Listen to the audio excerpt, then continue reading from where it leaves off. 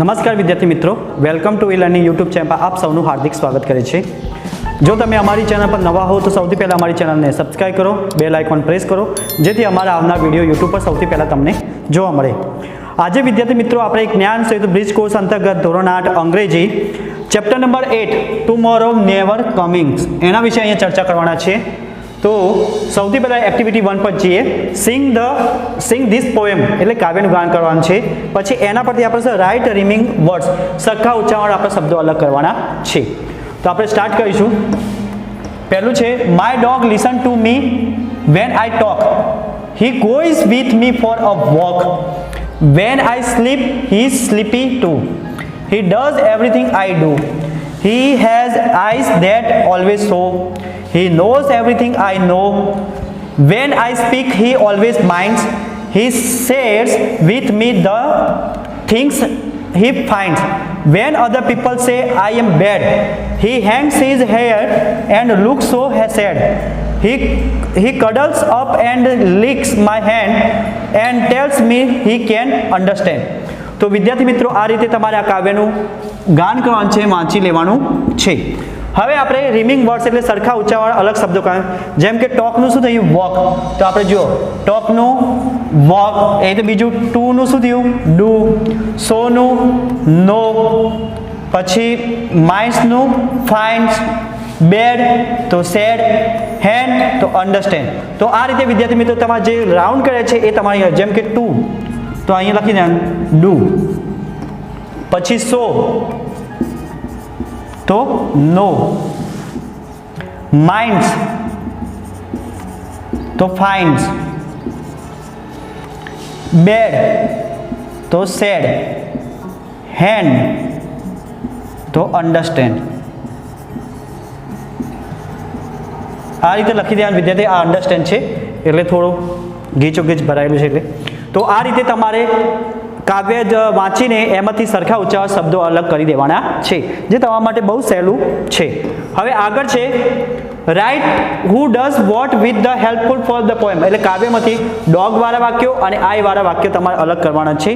તો અહીંયા સૌથી પહેલાં જેમ કે ધ ડોગ લિસન તો આઈ ટોક, એટલે મેં કહ્યું આઈ ટોક અને પેલા સાંભળ્યું ડોગે, એવી રીતે બીજું કયું છે એ જુઓ વોક, તો અહીંયા શું આવશે, તો અહીંયા વોક જુઓ વોક તો શું આવે ગોઈઝ, તો અહીંયા ગોઈઝ લખવાનું વિદ્યાર્થી મિત્રો, કારણ કે ત્રીજો પુરુષ એક વચન છે એટલે અહીંયા ઈએસ આવે। આ ત્રીજો પુરુષ એક વચન છે એના કારણે અહીંયા એસ અથવા ઈએસ આવે છે।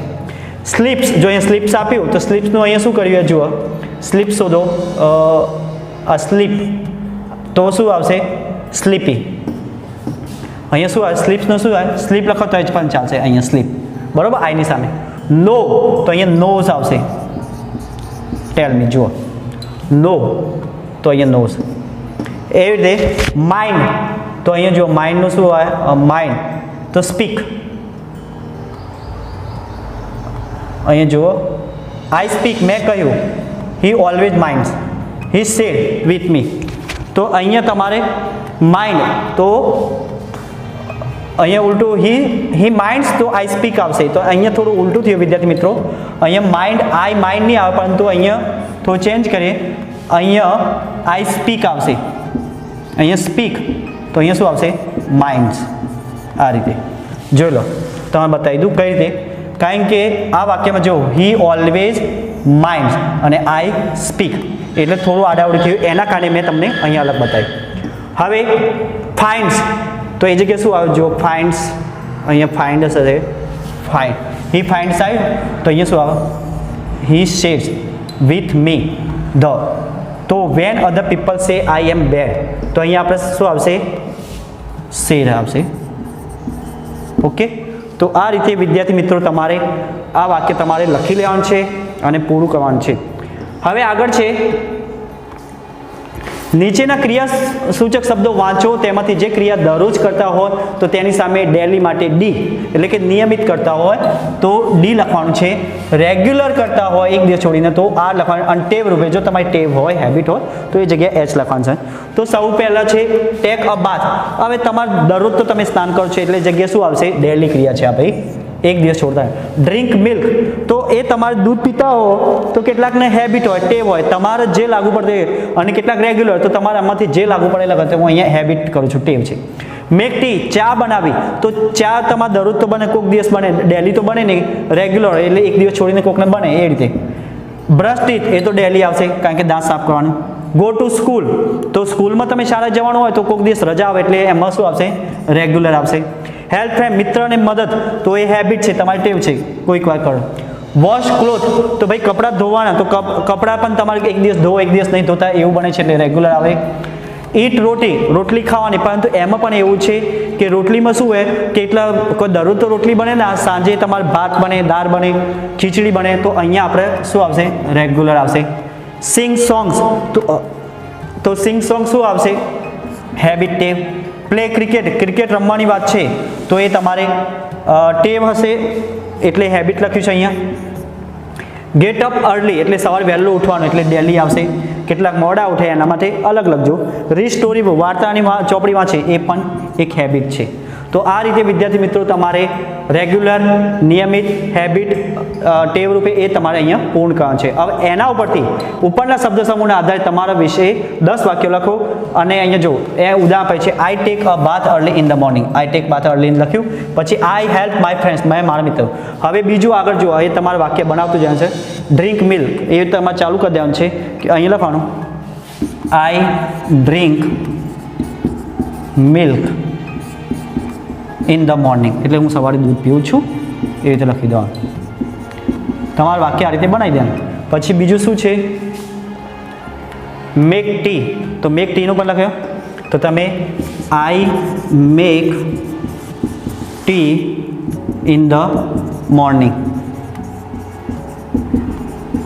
પછી I brush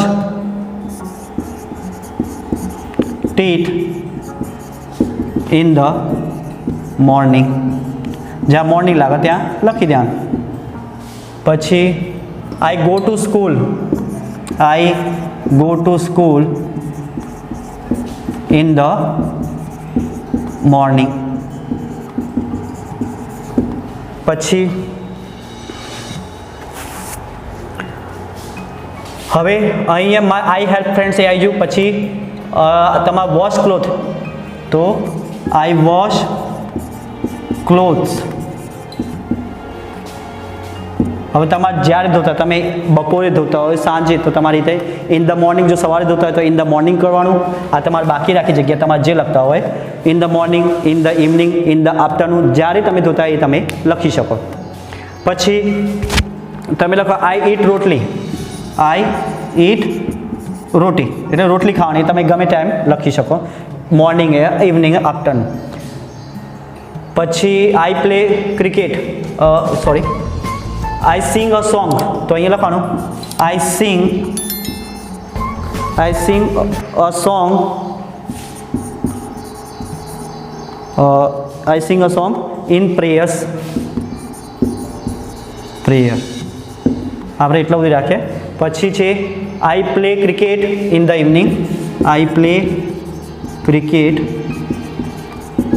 in the evening, સાંજના સમયે. અને છેલ્લું છે આઈ ગેટ અપ અર્લી, તો એ લખીશું I get up early every day, દરરોજ ઉઠું છું સવારે વહેલો, એ લખ્યું. અને આઈ રીડ સ્ટોરી બુક, આઈ રીડ સ્ટોરી બુક.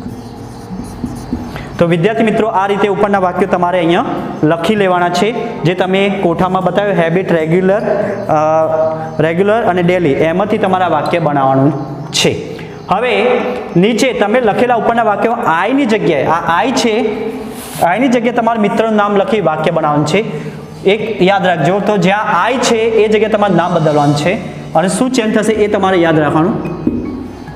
જ્યાં આઈ લખેલા, આ બધા આઈ છે ને જે મેં કર્યા, એ જગ્યાએ તમારા મિત્રનું નામ લખવાનું છે. અને બીજું, જ્યારે તમે અહીંયા આઈ વાપરશો તો ક્યાં ક્યાં છે, અહીંયા જે ક્રિયા છે એ પણ ચેન્જ થશે, એસ અથવા ES લાગશે. આ બધા મેં રાઉન્ડ કરે ને એ જગ્યાએ તમારે ચેન્જ થવાનું છે, એ ખાસ યાદ રાખજો. જેમ કે અહીંયા પહેલું લખ્યું માયા, શું છે? Maya drinks milk. હવે જો ડ્રિંક્સ એ જગ્યાએ શું છે? Drinks milk in the morning. બરોબર, આ રીતે. પછી બીજું પિયુષ શું છે? Make T.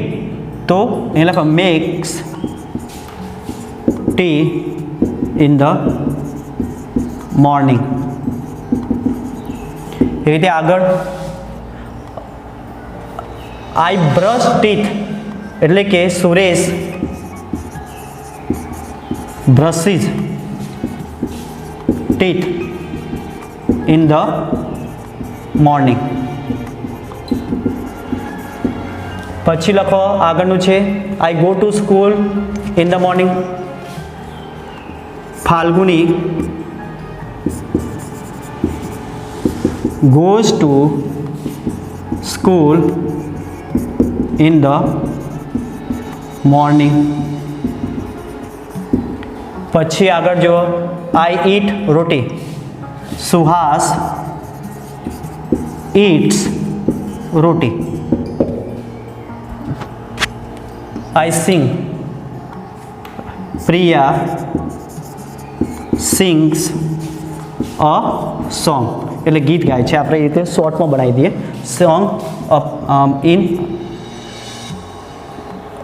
Song in prayer. તો વિદ્યાર્થી મિત્રો મેં અહીંયા આટલા જ વાક્ય રાખ્યા. બાકીના જે મેં ત્રણ જે બાકી રહ્યા આ તમારે બનાવી દેવા. સમજી ગયા? અહીંયા મેં શું ચેન્જ કર્યું? ખાલી ત્રીજો પુરુષ એક વચન અહીંયા લખું છું કે ત્રીજો પુરુષ એક વચન હોય તો ક્રિયાની પાછળ એસ કે ઈએસ લાગે. આ ખાસ ધ્યાન રાખજો, ત્યારે આપણે આ વાક્ય સાચું પડે. સમજી ગયા વિદ્યાર્થી મિત્રો? Activity 3, read the sentence and fill in the blanks. તો વિદ્યાર્થી મિત્રો આ પહેલાં સમજતા પહેલાં એટલે કે આ ફકરો જે વાક્યોને વાંચીને અને ખાલી જગ્યા પૂર્ણ કરે છે તો એને સમજતા પહેલાં આપણે એના કાર જાણવું પડશે. એટલે કે અહીંયા વાક્યની અંદર શું હોય, એટલે આ વાક્યમાં જે નકાર કરવાનું હોય તો એની આગળ શું મુકાય એ જાણવું. તો અહીંયા સૌથી પહેલાં આપણે જાણીએ કે ત્રીજો પુરુષ એકવચન હોય એટલે કયા? હી, સી, ઇટ. આ ત્રણ વસ્તુ ત્રીજો પુરુષ એકવચન. એ જગ્યાએ એસ અથવા ઈએસ લાગે વાક્યની પાછળ, એટલે જે ક્રિયા હોય એની પાછળ. અને નકારની અંદર આગળ શું મૂકીએ છીએ આપણે? ડઝ મૂકીએ છીએ. અને બાકીના શું મૂકીએ આપણે? ડુ મૂકીએ. સમજી ગયા? જેમાં એ, આઈ, ધે, પછી વી, યુ એ બધી જગ્યાએ ડુ આવશે. તો અહીંયા તમારે વાક્ય આપે Shiv drinks tea in the morning. તો અહીંયા જો શિવ અહીંયા ડ્રિંક્સ આપ્યું છે પરંતુ શિવ ત્રીજો પુરુષ એકવચન છે એટલે અહીંયા ડ્રિંક્સ આવશે, એટલે અહીંયા ડ્રિંક્સ લખ્યું. જ્યારે એનો નકાર કરીશું તો સૌથી પહેલાં ડઝ થઈ જશે અને ક્રિયાનું મૂળરૂપ એટલે એસ નીકળી જશે. તો અહીંયા શું આપ્યું? ડઝ અને ક્રિયાનું મૂળરૂપ વચ્ચે નોટ મૂકે. એ રીતે શિવ એન્ડ શંકર જો અહીંયા પ્લે આપી છે. કેમ? કારણ કે એમાં બે નામ છે એટલે પ્લે આપી તો અહીંયા ડુ મૂક્યું, અહીંયા play.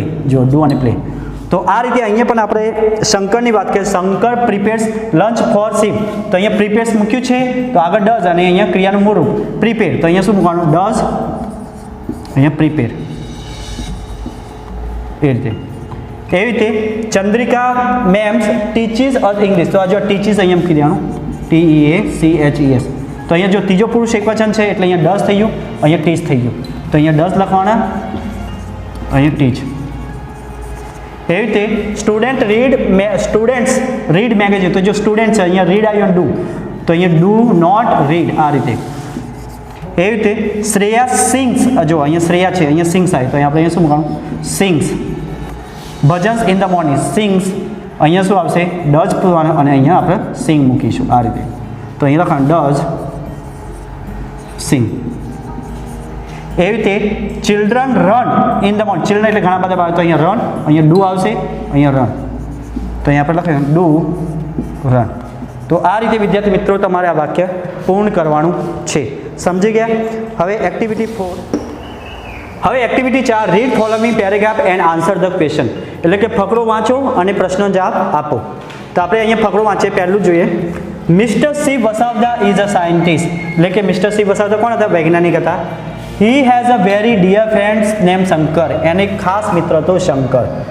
They lived and work together. તેઓ હંમેશા કામમાં બીજી રહેતા હતા. Look at the photograph. એટલે કે આ ચિત્ર જુઓ. The man with a moustache in Shiv Vasavadar, એટલે કે જેને મૂછો છે એ શિવ વસાવદાર છે, આ શિવ છે બરાબર, શિવ વસાવદાર, અને આ છે શંકર જેને મૂછો નથી બરાબર. Yes, Shiv has a moustache and Shankar has not.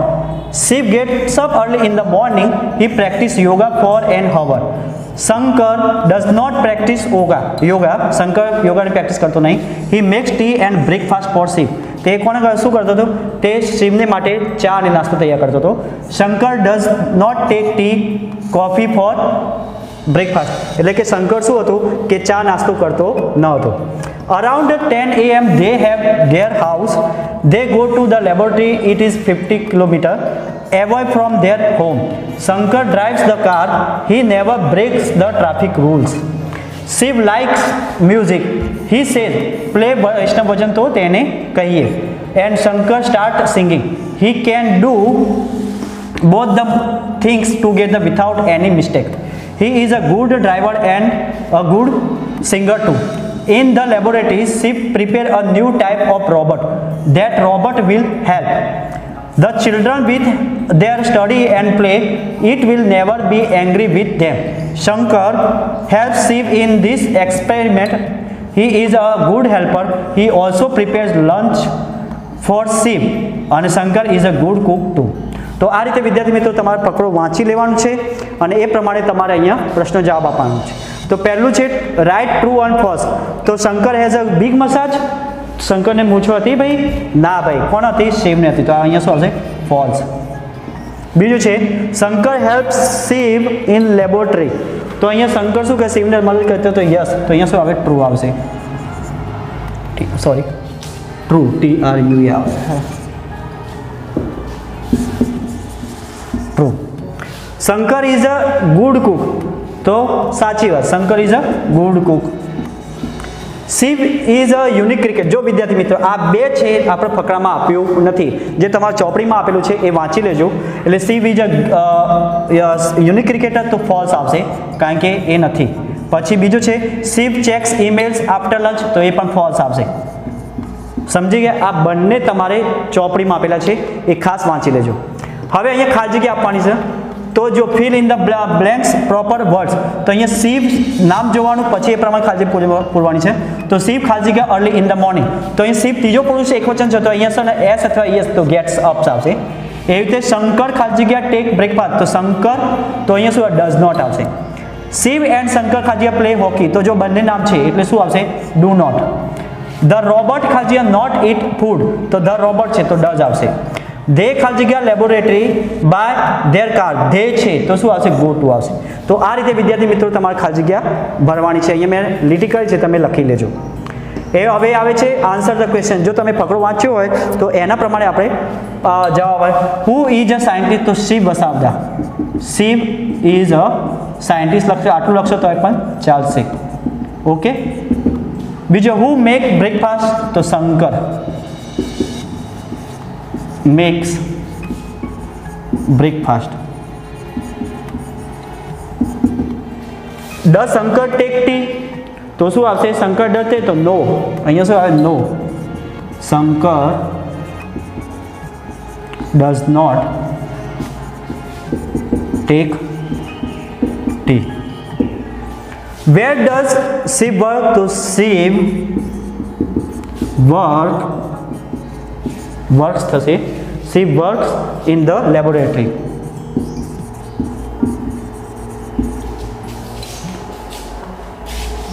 Laboratory ની સ્પેલિંગ જોઈ લઈએ. અહીં જો લેબોરેટરી.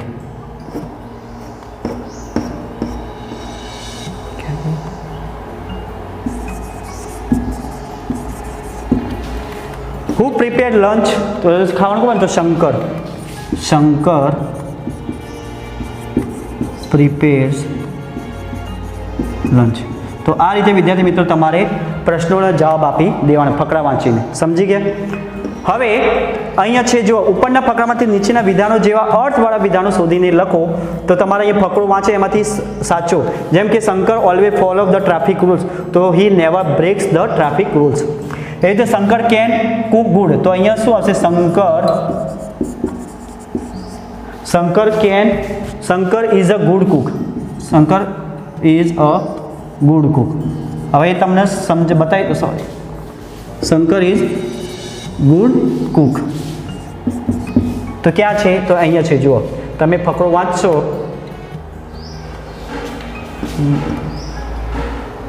આવ્યો જુઓ, Shankar is a good cook. અહીંયા છે, નીચે જુઓ આવ્યો. એવી રીતે બીજો, Shiv does not get up late in the morning. તો અહીંયા તમારે લખવાનું છે શિવ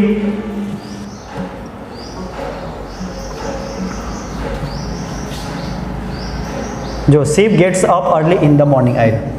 આ રીતે. તો વિદ્યાર્થી મિત્રો, જે તમને નામ આપું એ તમારે શોધીને અહીંયાથી લખી લેવાનું. હું અહીંયા તમને બે વસ્તુ બતાવી એટલે તમને ખબર પડી જાય કઈ રીતે. તો અહીંયા લખવાનું શિવ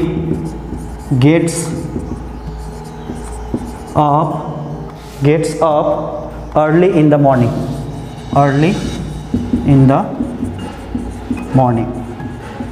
આ રીતે તમારે શોધી લખવાનું. બીજું છે it will be kind with the children. તો it will never be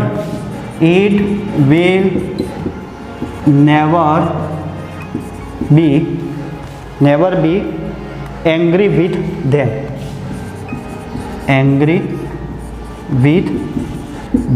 આ રીતે. બીજું છે Shankar can drive a car. તો શંકર ઇઝ અ ગુડ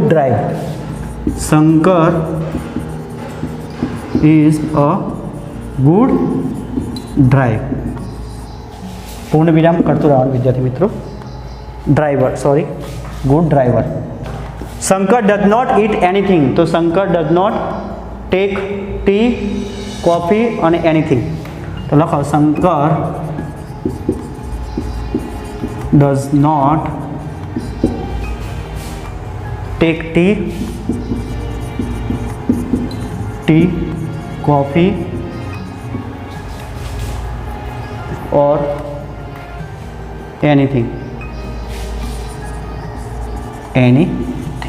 તો આ બધા વાક્યો તમારે જે ફકરો છે એની અંદર આપેલા છે, એમાંથી આ શોધીને લખ્યા છે. મેં તમને બે નમૂના બતાવ્યા કે કઈ રીતે શોધવાનું, એ રીતે તમારે શોધીને લખી લેવાનું છે. હવે ફંટૂસની વાત કરીએ તો ઉપરના આપેલા વર્ડ કોનને મુજબ બીજા વર્ડ બનાવવાનું છે. કોન્સ બનાવવાનું. જેમ કે અહીંયા ડાઉન હતું તો ડી નીકળી શું બની ગયું? આઉન થઈ ગયું. પછી ઓ નીકળી, ઓ છે, ડબલ્યુ નીકળી ગયું એટલે શું બની ગયું? ઓન. એવી રીતે અહીંયા તમે જો crow, C or W, crow. તો અહીંયા જો મો કાઢી તો શું બની જશે? તો ક્રો બનશે, CRO ડબલ્યુ.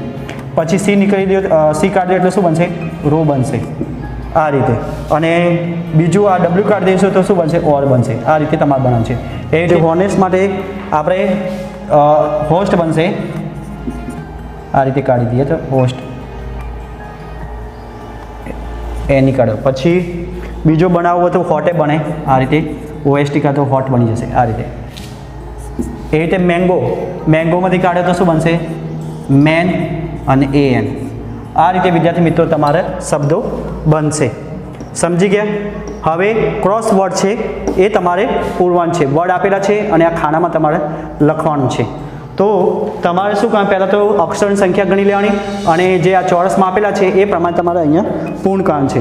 તો સૌથી પહેલાં હું અહીંયા કયો અક્ષર લઉં એ તમારે ખાસ શોધવાનું. તો પહેલાં કેટલા ખાના છે? 1 2 3 4 5 6 7 8 8 ખાનાનો અક્ષર જોવાનું છે. તો 1 2 3 4 5 6 7 8. તો લોલીપોપ આપણે કરી લઈએ. લોલીપોપ. હવે બીજાનો ઊભી. તો અહીંયા આઈ છે તો આઈસ્ક્રીમ, CECREAM થઈ ગયું.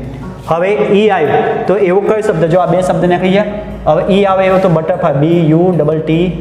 હા, BUTTERFLY. એ રીતે અહીંયા છેલ્લે ઈ આવે એવો કયો શબ્દ છે? અહીંયા જો બે છે, એક ચીઝ છે અને કપ કેક છે. તો કયું આવશે એ તમારે લખવાનું છે. તો અહીંયા આવશે કપ કેક, CUPCAKE. હવે ચોથાની ઊભી ચાવી જુઓ. 4 એ આવે વચ્ચે તો જોવાનું. એ આવતું હોય તો આ આવશે સલામી, SALAMI. અહીંયા P7 પ્લમ આવશે, PLUM. અહીંયા છઠ્ઠામાં CAKE કેક આવશે. આ બધા પતી જાય, લીટી મારી દઈએ. બટરફ્લાય પતી તો રહ્યું છે. Apple, APPLE. એપલ એ જતું રહ્યું. હવે રહ્યું શું એ તમારું જુઓ. ઈ છેલ્લામાં છે તો ચીજ, આ છેલ્લું CHEESE. તો વિદ્યાર્થી મિત્રો આ ચેપ્ટર અહીંયા આપણો પૂર્ણ થાય છે.